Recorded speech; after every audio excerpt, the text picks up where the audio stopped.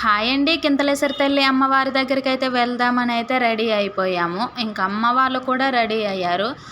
అమ్మ అయితే ఇంక కింతలేశ్వరి తల్లి అమ్మవారికైతే పొట్టేలుని ఇస్తానని అయితే మొక్కుకుందంట. ఇంక అమ్మవారికి డప్పులు మేళాలతో మొక్కించి పావడాలు పరిచి బయటకైతే అమ్మవారిని అయితే తీసుకొచ్చారు.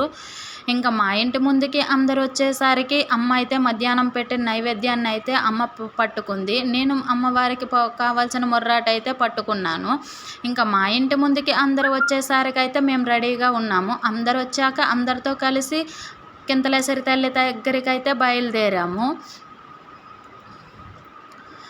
మార్నింగ్ నుండి అందరూ ఉపవాసం ఉంటారు. దేవుడికి తీసుకెళ్ళిన నైవేద్యం దేవుడి దగ్గరికి చేర్చేసరికి మధ్యదారిలోనే తోప ముద్దలు తీసుకొని కుడుపుకోవడం, ఇసురుకోవడం, ఒళ్ళంతా రాసుకుంటారు.